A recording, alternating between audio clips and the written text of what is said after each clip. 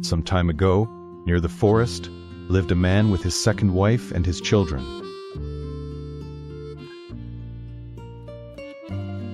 The woodcutter makes a living by chopping down trees and cutting the wood.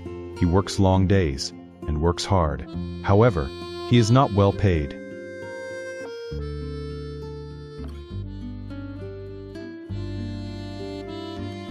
The woodcutter looks in his money bag and is disappointed to see how little money is left. He has two children. The boy is called Hansel, and the girl is called Gretel. The children live with their poor woodcutter father and their stepmother. Hansel and Gretel are hungry and ask for something to eat. The angry stepmother tells them that she has no food for them. There is no more food. She is not pleasant. Hansel asks why. A woman becomes angry. The woman tells the children that they are the reason there is no more food. It is because you ate it all, so your father and I have nothing to eat. Hansel hides outside his parents' room. He hears his stepmother telling their father that the children eat too much, and they cannot afford to keep them. The next day, Hansel quickly filled his pockets with shiny white pebbles. Hansel picks up pebbles and puts them in his pockets in a small bag. Gretel watches him.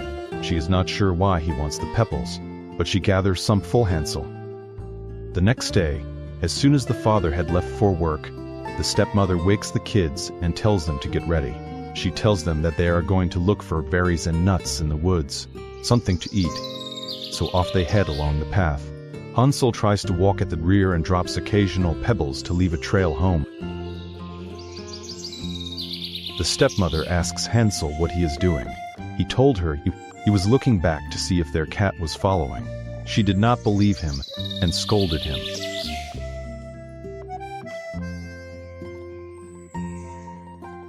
After they had found some berries and nuts and eaten most of them, eventually, the stepmother and children gather small twigs and some wood and build a fire. They sit there for a rest, all unhappy. It is starting to get dark. Eventually, the stepmother tells them that she is going to get some bigger firewood, and she leaves the children. Hansel knew she would not be back. Hansel told Gretel that the stepmother was likely leaving them in the woods to fend for themselves. She told Gretel what he had heard the other evening. Poor Gretel is very upset. Now it is getting cold. The forest is dark and spooky. There are lots of animal sounds, like foxes, owls, and whatever else. Hansel tells Gretel that he was dropping pebbles to guide them home. He hoped they would be enough light to make them shine, and they could find their way home. Do not worry, Gretel. I am sure Dad will want us back home. The moonlight was perfect, and they followed the pebbles towards their home.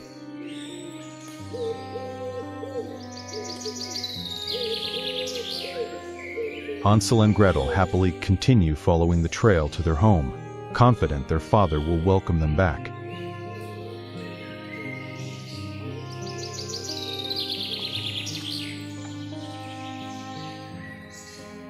Hansel and Gretel arrived back at their home as the sun was rising. Their father was up getting ready for work.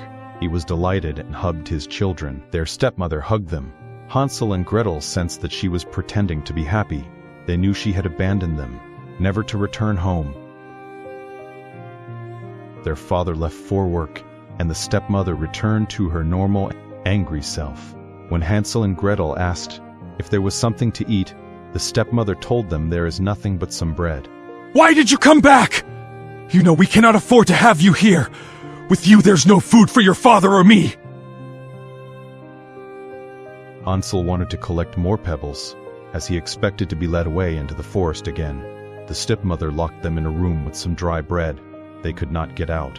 The children ate little, and put what bread they had left in their pockets. As Hansel expected, once again, the stepmother led them away into the forest again. This time, Hansel had no pebbles, so dropped some bread and breadcrumbs to leave a trail. Gretel asks Hansel what he is doing. Hansel explains that as he does not have pebbles, he is dropping some bread and breadcrumbs to leave a trail.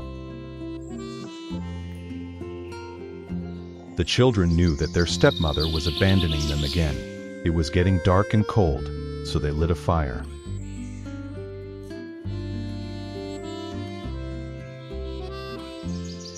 With the creepy animal sounds of the night, the children were frightened. The children looked around to try and find the breadcrumb trail they had left. They could not find any bread or breadcrumbs to follow. The previous evening, the birds had eaten them all. They could not follow any known trail home.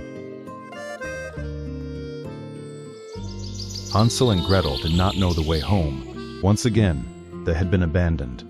They followed their instincts and hoped it was the correct way home. Eventually, Hansel and Gretel came across a magic mushroom that appeared in front of them. On the other side was a wonderful sight.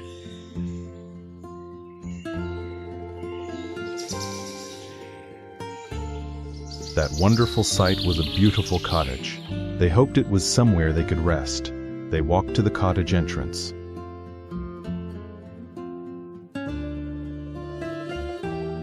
As they walked to the cottage entrance, they discovered it was really made of gingerbread and candy. They were so hungry, they broke some pieces and started to eat. Then, as they were eating, they heard an unfriendly voice shout out, "Nibble, nibble, little Nas, who is nibbling at my house?" An old woman appeared and grabbed the food from them. They told her they were sorry, but they were lost and so hungry. To their surprise, she invited them in and said she would cook them a big dinner. The old woman did as she said, and she did serve the children a wonderful big dinner. But what they did not know was that the old woman used to trap children and fatten them up so she could eat them. Very soon, the children found out how mean the woman was. She locked Hansel in a cage so she could fatten him up to eat him later. She kept Gretel to do lots of chores. The children were terrified. The old woman demanded that Hansel show her his finger. He had figured out her plan. He had found a bone in the cage floor, so he held that out instead of his fatter finger. The old woman had poor eyesight, so did not know it was not his finger. She determined that he was not ready for eating yet. The old woman called poor Gretel to her and told her to light the stove. "We are going to cook today," she exclaimed. Gretel did not know how to light the stove, so the woman showed her. The old woman turned the stove knob, counted to 3, and the stove started to heat. The old woman told Gretel to let her know when it was hot enough. Gretel asked her how she would know. The old woman showed her by putting her head towards the open stove. Gretel saw her chance and pushed with all her might, and the woman went right into the stove. The door slammed shut, and the old woman was no more.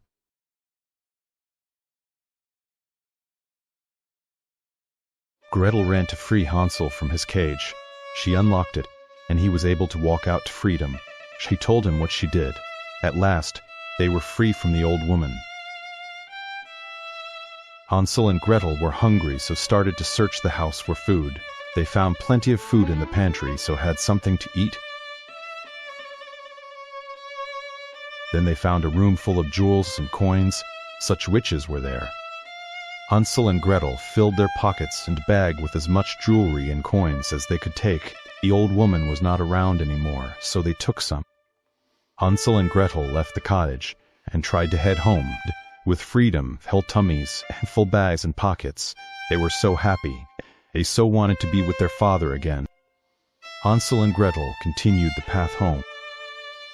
As they continued, they began to recognize some scenes, so they felt they were on the right track. Hansel and Gretel eventually arrived at their home. Their father heard their voices and came out to greet them. He was delighted and hugged them. Their father had food in the house, prepared a meal for them. Meanwhile, Hansel and Gretel told him how their stepmother had twice abandoned them in the forest. Their dad was horrified but not surprised. He told them that she was no longer a problem as she had died a few weeks ago.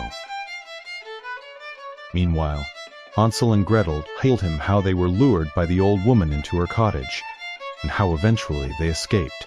With the evil stepmother gone, and with the money and jewels the children brought back, Never again was there a problem with not having enough food. They all had a new set of clothes, and life was much better from then on.